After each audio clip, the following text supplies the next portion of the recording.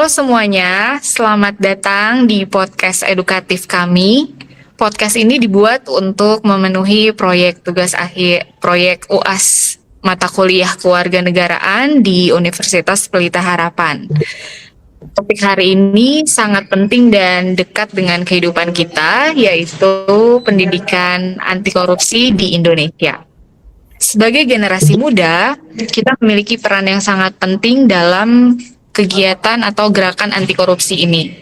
Melalui pendidikan yang benar, kita bisa membentuk karakter yang jujur dan berintegritas. Nah, siang hari ini saya bersama dengan teman-teman akan ngebahas ini. Kita akan bahas lebih dalam yuk.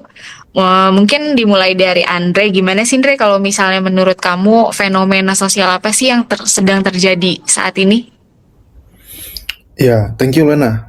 Menurut aku sih ada banget ya fenomena sosial yang berhubungan sama korupsi dan pentingnya pendidikan anti korupsi. Seperti yang kita semua udah tahu, kan korupsi itu adalah salah satu masalah sosial yang paling merusak bangsa ini ya, gitu. Merusak tuh karena emang kita pakai kata merusak karena emang buruk sekali dampaknya. Bukan cuma merugikan negara secara ekonomi, tapi juga ini tuh melemahkan kepercayaan publik terhadap pemerintah dan juga terhadap hukum, gitu. Contohnya, kita kan tahu ya, belakangan tuh ada skandal mega korupsi yang besar sekali di Pertamina, yang merugikan negara hampir 1.000 triliun. Itu gila banget sih. 1.000 triliun tuh uang yang masih fantastis, gitu. Dan juga ada juga korupsi laptop Chromebook senilai 10 triliun yang menyasar ke daerah-daerah yang nggak butuh dan nggak jelas gitu uangnya kemana. Nah ini tuh menunjukkan bahwa korupsi itu bukan cuma soal yang sepele gitu ya, tapi tuh ini udah menjadi masalah yang sifatnya sistemik. Nah itulah kenapa kita harus punya pendidikan anti korupsi yang ditanamin sejak dini, sejak kita kecil, sehingga masyarakat kita itu punya kesadaran moral untuk menolak segala bentuk kecurangan dan penyalahgunaan kekuasaan. Kan soalnya yang korupsi itu bukan cuma yang atas ya, tapi karena ini udah menjadi masalah sistemik, yang bawah-bawah juga mungkin mereka diem atau mereka malah berpartisipasi gitu. Nah, kalau menurutku sih gitu ya. Kalau menurut Eva gimana tuh? Oke, sekarang kita kalau mau melihat suatu masalah, kita juga harus bisa mengidentifikasi ya. Dan kita sekarang bicara soal data. Jadi menurut data KPK itu, mayoritas pelaku korupsi itu berasal dari orang yang berkalangan atau berpendidikan tinggi loh. Jadi ironis banget ya. Karena ini menunjukkan bahwa pendidikan formal itu nggak cukup kalau nggak dibarengin sama pembentukan karakter dengan nilai-nilai moral. Setuju nggak guys? Jadi hal ini tuh tercermin dari banyaknya pejabat dan profesional yang terdidik dan terlibat dalam kasus besar. Kayak misalkan LPEI, Bank Jatim, dan juga Bank BJB. Itu kan kasus-kasus besar ya, memang kelihatan bahwa itu adalah orang-orang yang kalangan, yang berpendidikan gitu kan. Nah, di mana kredit fiktif dan kolusi itu terus berlangsung secara masif. Nah, ini tuh mempertegas bahwa memang sistem pendidikan kita tuh masih terlalu menekankan aspek kognitif dibandingkan dengan pembentukan integritas. Nah, sementara pendidikan anti korupsi itu harus menjadi nilai hidup sih menurut aku ya, bukan cuma sekedar teori-teori doang nih di kelas gitu. Nah, kalau misalkan menurut kamu Risma gimana sih kalau kita lihat dari kebijakan-kebijakan gitu? Bener banget kayak Eva, pendidikan anti korupsi itu harusnya menjadi nilai hidup ya, bukan hanya sekedar teori di kelas. Nah, pemerintah pun sebenarnya sudah menyadari pentingnya pendidikan anti korupsi dan sudah mengeluarkan beberapa kebijakan strategisnya nih. Salah satu contohnya Peraturan Bersama 3 Menteri tahun 2011, di mana Menteri Pendidikan dan Kebudayaan, Menteri Agama, dan Menteri Dalam Negeri yang mendorong integrasi pendidikan anti korupsi ke dalam sistem pendidikan formal maupun non-formal, mulai dari PAUD sampai perguruan tinggi. Nah, di samping itu, Komisi Pemberantasan Korupsi (KPK) juga meluncurkan berbagai inisiatif seperti program JAGA, yaitu Jaga Aset Negara, yang berisi edukasi publik soal pengawasan layanan publiknya. Dan ada SPI, Survei Penilaian Integritas, yang mengukur budaya anti korupsi di instansi pemerintahan.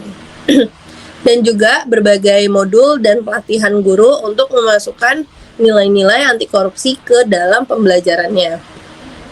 Namun, masalah utamanya sebenarnya bukan pada kebijakannya ya, tapi pada implementasinya, yang dimana masih banyak sekali di sekolah ataupun universitas yang hanya menjadikan pendidikan anti korupsi sebagai formalitas, sekedar teori dalam 1 atau 2 mata kuliah, tapi tanpa dihidupkan dalam budaya sekolahnya. Dan belum lagi minimnya pelatihan guru dan rendahnya pengawasan membuat nilai-nilai anti korupsi sulit sekali ditanamkan secara konsisten.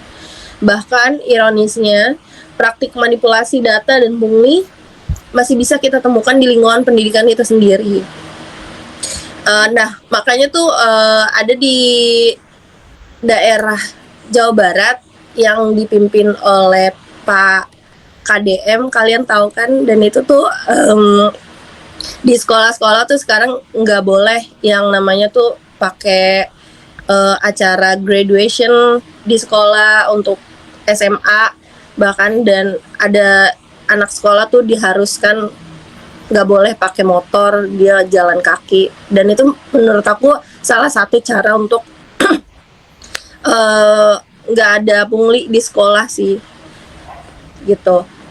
Jadi untuk itu perlu ada komitmen nyata dari pemerintah itu sendiri, sekolah dan masyarakat, agar kebijakan anti korupsi tidak hanya berhenti di atas kertas, tapi benar-benar menyentuh perilaku dan budaya anak-anak muda kita sekarang.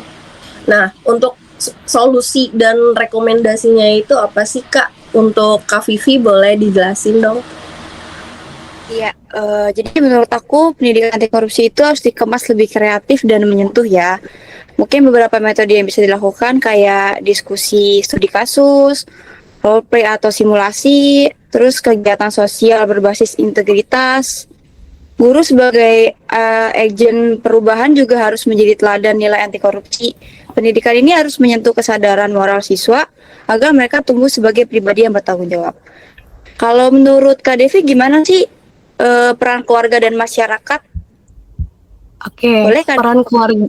Iya, terima kasih Kak Pipi. Peran keluarga dan masyarakat itu sangat penting. Pendidikan anti korupsi juga butuh dukungan dari keluarga dan masyarakat. Keluarga adalah tempat pertama di mana anak belajar jujur dan bertanggung jawab. Masyarakat pun harus menolak normalisasi korupsi dalam bentuk sekecil apapun seperti sogokan dan manipulasi data. Kita butuh budaya integritas yang hidup dan konsisten dalam kehidupan sehari-hari. Oke, keren banget pembahasan kita pada hari ini ya. Masalah korupsi itu emang penting, bukan sekedar nilai kognitif tapi juga sifat yang menjadi karakteristik kita itu yang harusnya mendasar sih di kita agar kita bisa tumbuh dan berkembang, Bu. Bukan hanya menjadi sosok yang bisa pintar dalam bekerja, tapi juga punya tanggung jawab dalam kejujuran ya gitu dalam hidup kita. Oke, jadi pendidikan anti korupsi adalah fondasi yang penting untuk mewujudkan Indonesia yang bersih dan bermartabat.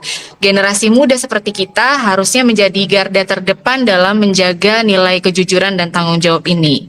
Jadi terima kasih buat teman-teman yang siang hari ini sudah menyempatkan diri untuk membuat podcast untuk proyek UAS kita bersama. Semoga semua yang mendengarkan mendapatkan manfaat dan menginspirasi.